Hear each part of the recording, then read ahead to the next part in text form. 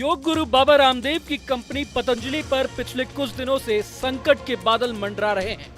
पिछले करीब एक महीने से पतंजलि आयुर्वेद के डायरेक्टर आचार्य बालकृष्ण और बाबा रामदेव सुप्रीम कोर्ट के चक्कर लगा रहे हैं, लेकिन उन्हें राहत मिलती नहीं दिख रही है।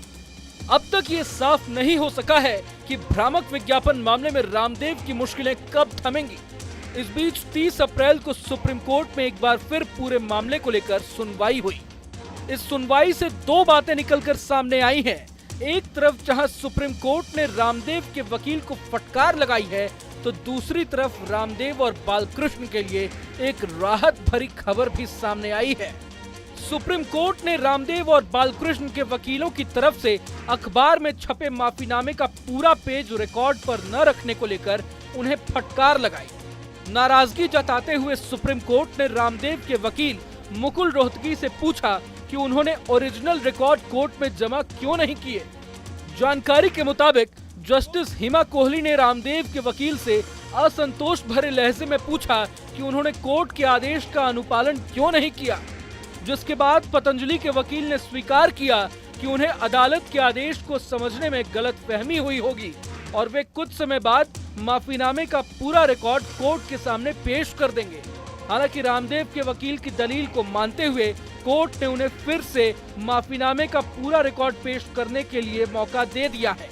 दरअसल इससे पहले 23 अप्रैल को हुई सुनवाई के दौरान कोर्ट ने पतंजलि आयुर्वेद द्वारा अखबार में दिए गए सार्वजनिक माफीनामे को खारिज कर दिया था और पूछा था कि माफीनामा उसी साइज में क्यों नहीं छापा गया जिस साइज में विज्ञापन छपा था, जिसके बाद पतंजलि की तरफ से फिर से अखबार में माफीनामा छपवाया गया था।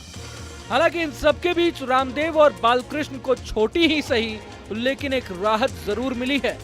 अब सुप्रीम कोर्ट ने अगली सुनवाई यानी 7 मई को रामदेव और बालकृष्ण को व्यक्तिगत पेशी से छूट दे दी है।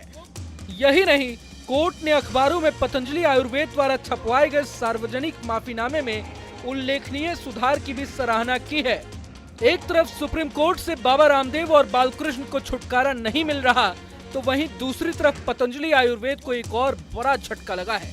उत्तराखंड की धामी सरकार ने बाबा रामदेव की कंपनी के 14 प्रोडक्ट्स पर बैन लगा दिया है। खास बात यह है कि बैन हुए इन प्रोडक्ट्स की लिस्ट में पतंजलि दृष्टि आई ड्रॉप का भी नाम शामिल है। उत्तराखंड सरकार ने इन सभी प्रोडक्ट्स पर भ्रामक विज्ञापन फैलाने के चलते बैन लगाया है।